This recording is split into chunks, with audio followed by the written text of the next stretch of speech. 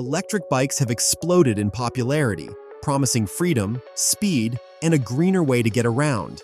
But here's the hard truth. Not every model lives up to the hype. Some of the most talked about e-bikes turn into money pits or daily frustrations. So let's cut through the noise and uncover 11 popular bikes that simply aren't worth it. Number 11. Jetson Bolt Pro. At first glance, the Jetson Bolt Pro looks like a smart buy, a sub-$900 folding e-bike with a compact 350-watt rear hub motor and 36-volt battery. It folds down easily and weighs just 34 pounds, which makes it seem like the perfect urban runaround. But here's where the issues kick in. That small battery delivers only 15 to 20 miles per charge, and there's no option to upgrade it. Worse, once the pack starts failing, which many owners report happening within the first year, the replacement costs nearly as much as buying a new bike.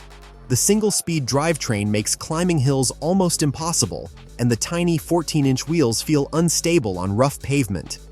Sure, it's portable, but as actual transportation, it's far too limited. This one is better suited to short joyrides than serious daily use. Number 10. HeyBike Mars 2.0. Folding e-bikes always look good on a spec sheet. Compact, portable, perfect for the city.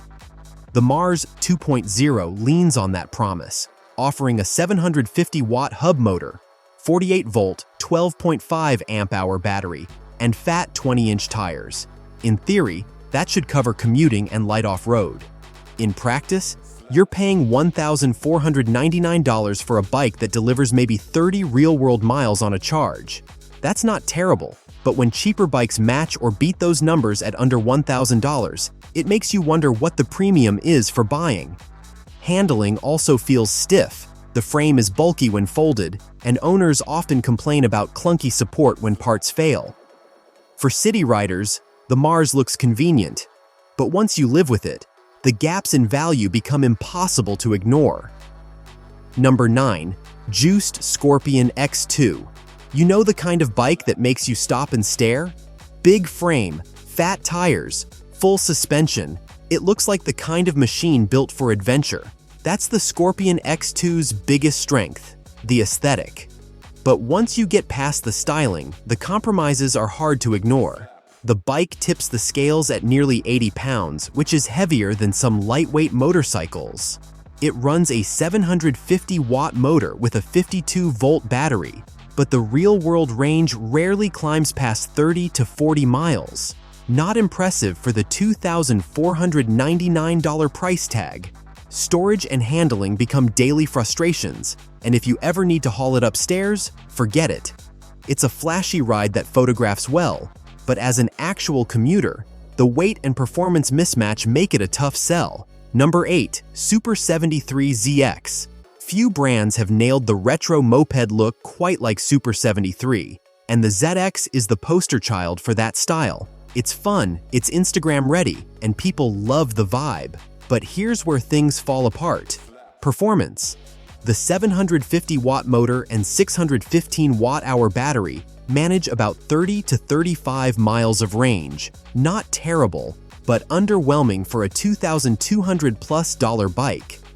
Riders also report mixed durability, with frames creaking and components wearing out faster than expected. At nearly 67 pounds, it's heavy for what you get, and the single-speed setup leaves you helpless if the battery runs out. Essentially, you're paying a premium for the look, not the ride. For daily commuting or longer trips, there are better options that deliver more range, reliability, and value without the hype tax. Number 7. RadWagon 4. Cargo e-bikes should be workhorses, stable, dependable, and safe when hauling kids or groceries. The RadWagon 4 has the right idea, but the execution has raised serious concerns. In 2022, RadPower issued a major recall after defective tires caused blowouts and accidents. And the fix? Limited, because the bike uses uncommon 22 by 3-inch tires that can only be sourced directly from Rad. That means you're locked in, with fewer choices if supply runs thin.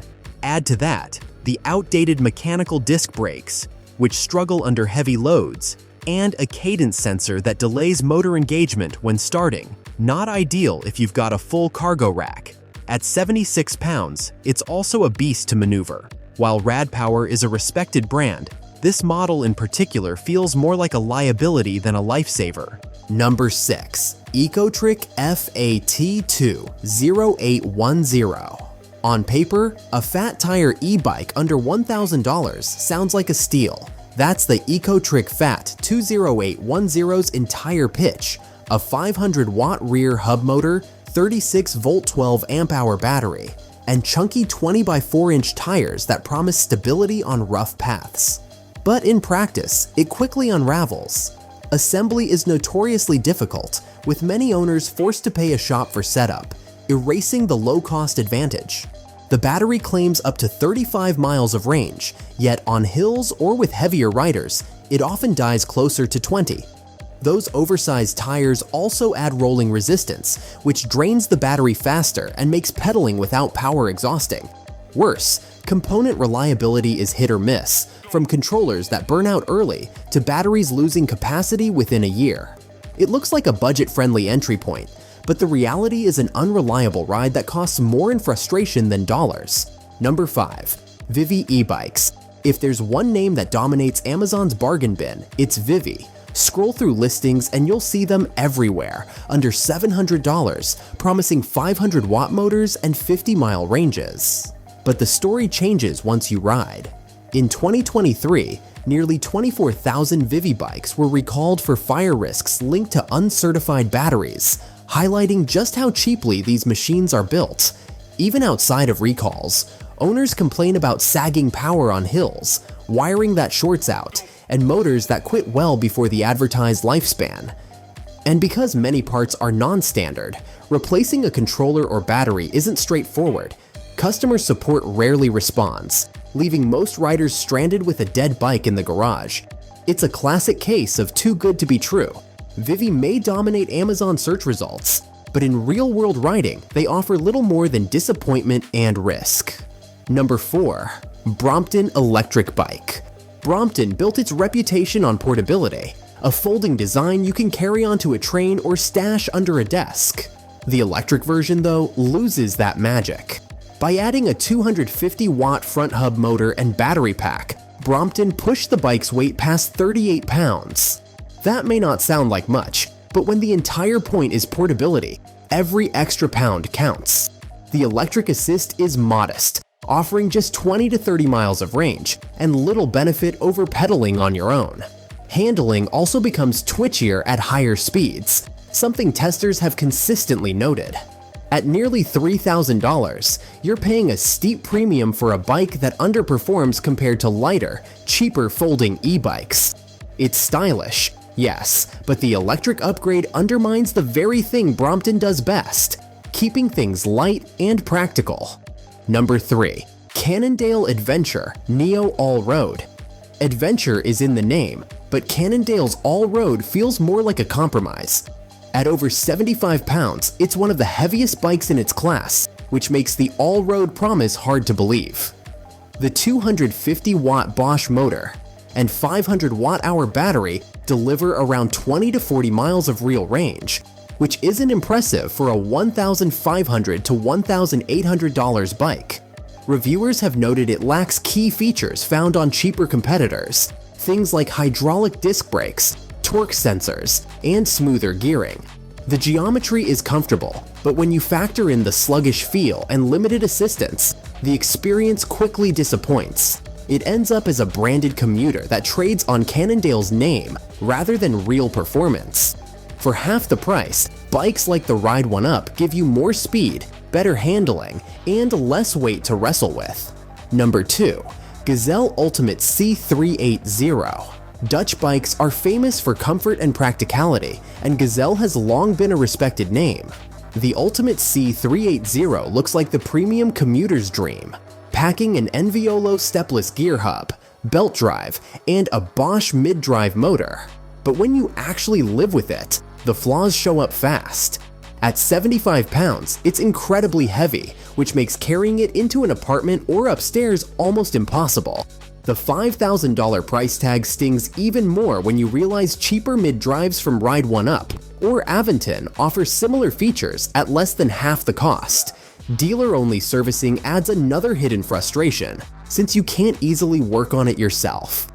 It's smooth to ride, no doubt, but for anyone who values range, convenience, or portability, the Ultimate C380 ends up feeling more like a luxury headache than a daily solution. Number 1. GoCycle G4i. Few bikes generate as much buzz as the GoCycle G4i. Sleek design, futuristic folding frame, and a $4,000 plus price tag that screams exclusivity.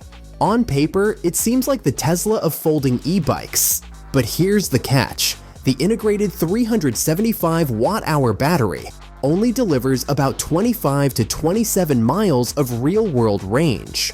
For a bike marketed at commuters, that's severely underwhelming.